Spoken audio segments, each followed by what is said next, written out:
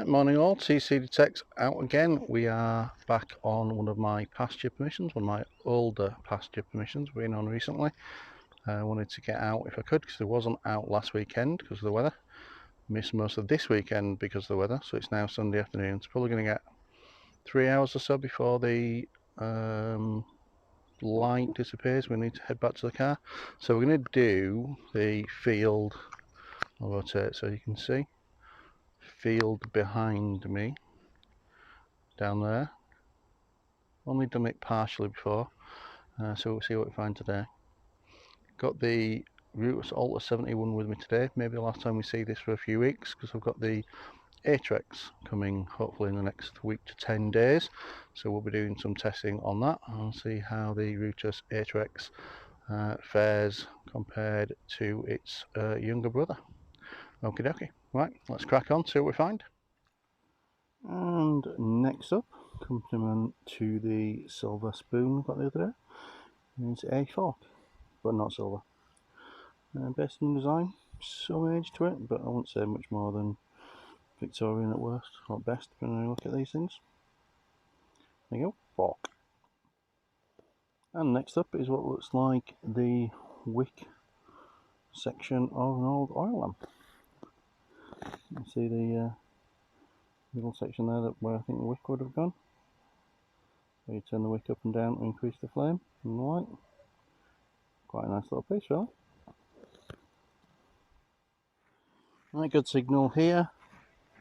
Still in the hole. Not going to be able to see that on the glare, but a very solid 107, 108 with a very straight line.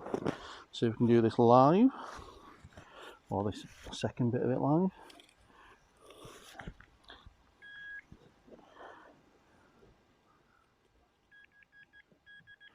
There we go. Button or coin. Coin, I think, but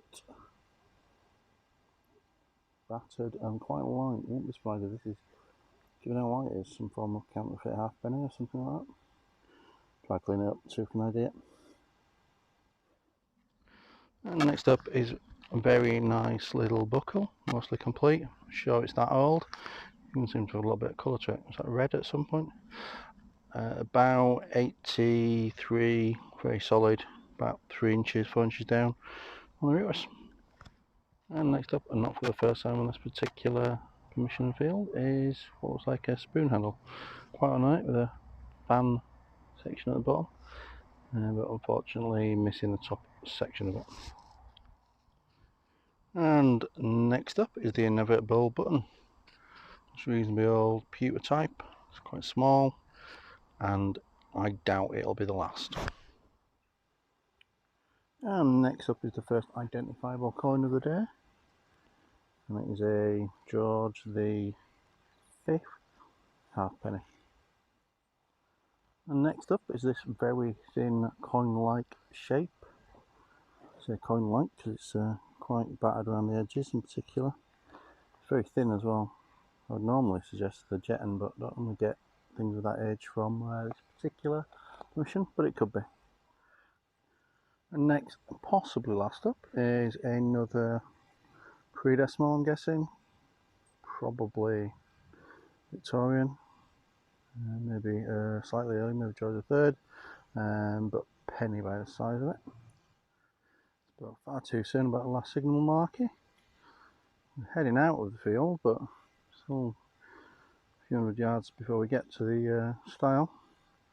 We'll have another coin, battered, not exactly complete, sort of clipped around the edges and stuff, but looks like a pre-decimal halfpenny again.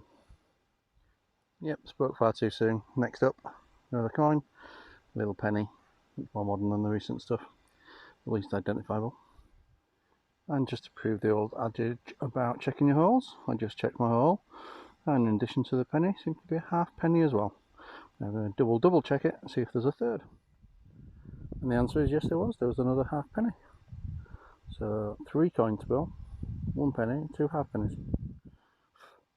Move slightly back up the ridge, 10 inches to the left of where the coin spool was, and I have another halfpenny. I think this is definitely part of the coin spool. And definitely probably likely the last one is another coin. That size for a halfpenny, pre-decimal. Very battered, very muddy. See if we can ID it later.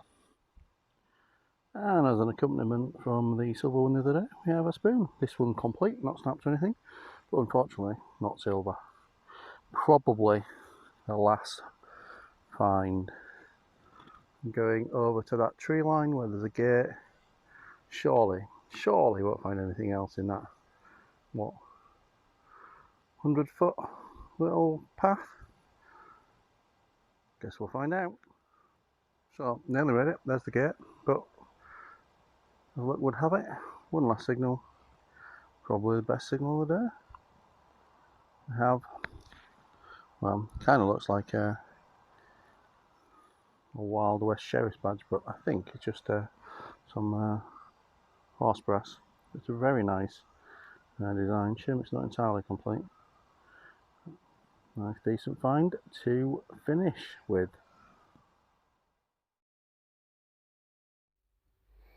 And here we have the Rutus Atrex, the brand new machine from those Polish magicians that brought us the Rutus Alter 71.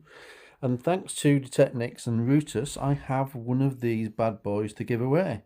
That's right, exclusively on tcDetects, you can win a brand new Rutus Atrex. How do you win it?